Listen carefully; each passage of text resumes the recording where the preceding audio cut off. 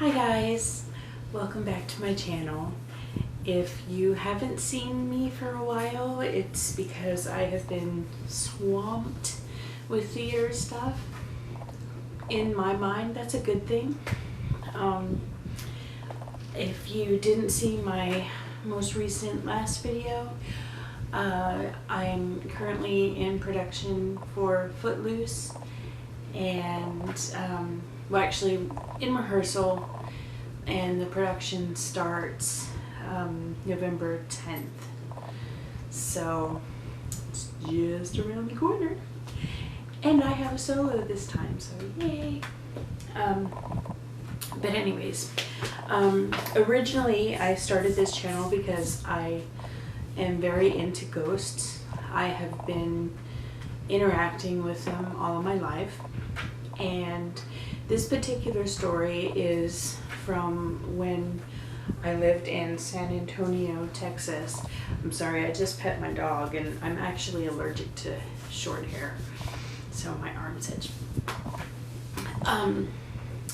And actually this is not my account, my personal experience. This is the account of a friend of mine who went through everything. So spooky, spooky. So prepare yourself and grab something to drink and let's get into it.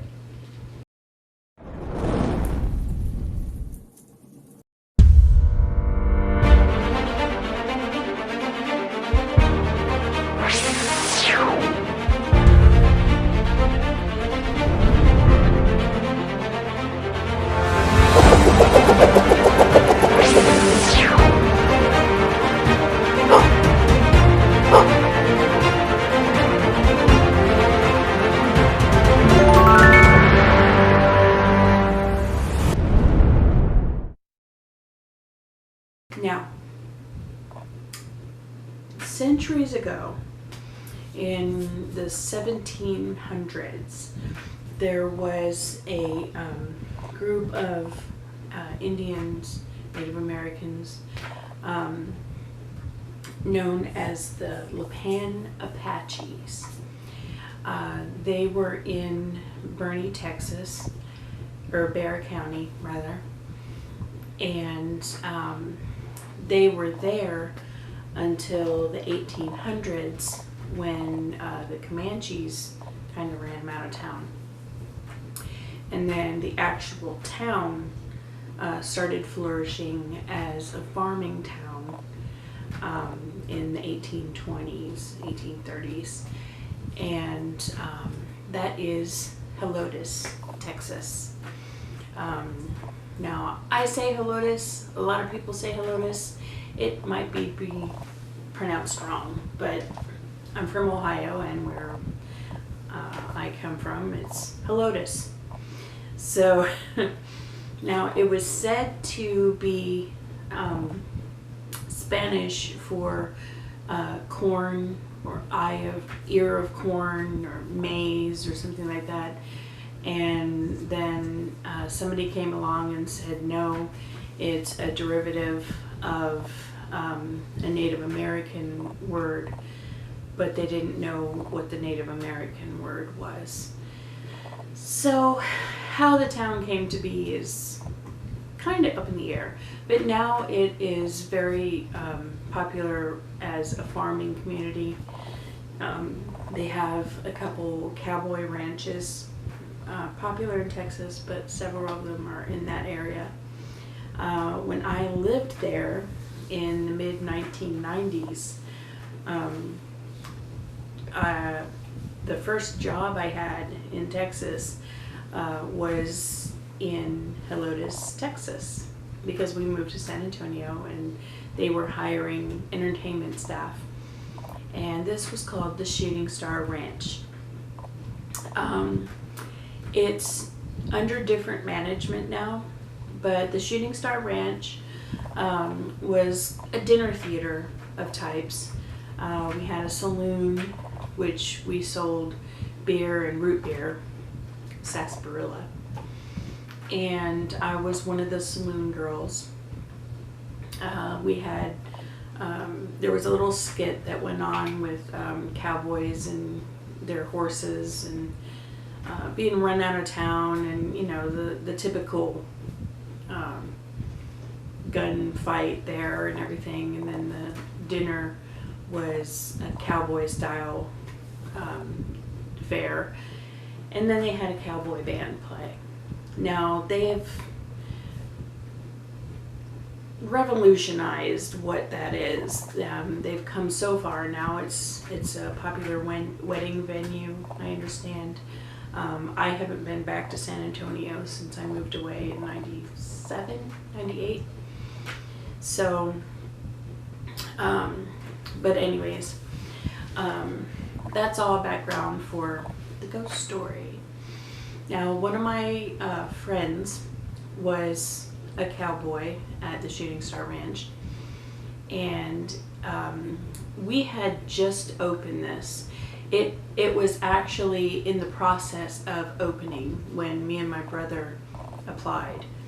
So this is when it very first was built, right before it was open. This person and several other of the guys from the ranch just went to explore the land because the owners had bought so many acres, I don't know how many, but a lot of acreage, and they were just kind of exploring and feeling it out. And one of the guys saw this really interesting patch of land. It wasn't really marked as anything. There was no fence, there were no signage, nothing to say what it was. It just had some interesting landmark type trees and stones.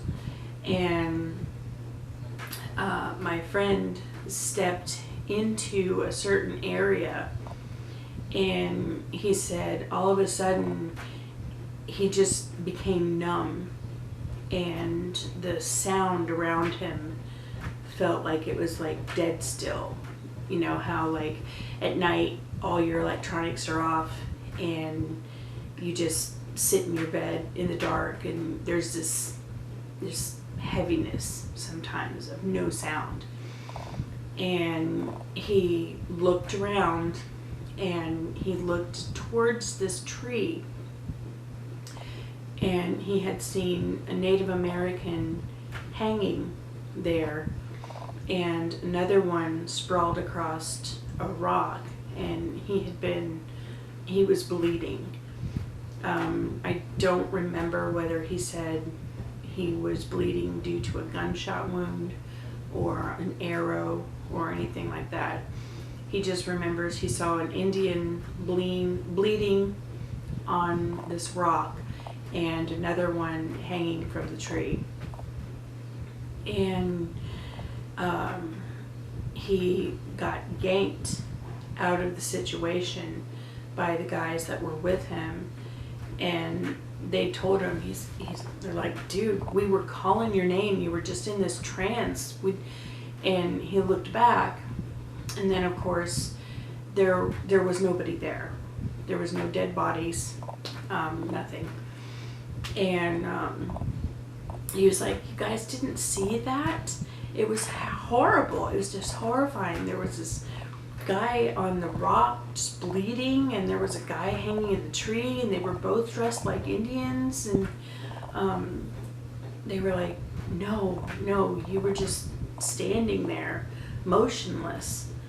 And we were talking to you and yelling at you, and somebody that was with them noticed some kind of rock formation on the ground that he had stopped the rest of the guys from going past this line. But my friend he was in the front, and he stepped across the boundaries, and the one guy that recognized what it was a Native American burial ground. And once you crossed that line, it was almost like you were in another dimension. And that's why the friends were calling for him to come back, and the one guy just reached and grabbed him and pulled him out. And they did some research, and they found out that it indeed was an Indian burial ground. There were no signs as far as tombstones that gave the dates or the names of anyone buried. Just unique rock formations on the ground, like, you know, kind of like how a person would bury an animal or a pet. You know, you put these particular rocks on the ground, and you know that's where a spot lies or whatever. So when the Indians did this, you know, they marked it their way, so they know who was buried and where, and it was sacred ground. And my friend just had stepped into it and saw an interesting part of the past. Now, as to why these particular Indians were dead in that area, I don't know. I tried to do some research on it, and and one thing I did forget to tell you, Helotes, the Indian word derivative that is the town's name, was said to not mean corn, but it was said to mean wild turkey. Not the alcohol, the bird. And to this day, there are a lot of wild turkeys in the area. So, but yeah, that is my story for today. I know it was more like a history lesson, and it wasn't like a woo, but I'm sure for my friend it got to him. But he told us, and we had goosebumps everywhere. It was like, wow. And they wouldn't tell us where it was. They didn't want people traipsing into that area. So, I mean, I wouldn't recognize the place now. It's not even the Shooting Star Ranch anymore. It's Padotti's, I think. It's a wedding venue or something. But somewhere in that area, there is an Indian burial site. And so if you're walking around that area and suddenly don't really hear a lot, you know, your friends are yelling at you, but they sound like a mile away, you found it. But that's it for today. And I have one. I'm really trying to get a hold of the evidence. It's from my dad, and he can't find the video. I keep holding off because it is like the best. It's got video or lack thereof, but I will keep my fingers crossed. But I will probably go ahead and tell you the story later on this week. But it is the season. Happy Halloween, or, you know, happy fall, or whatever you're into. And I will see you guys later. Bye.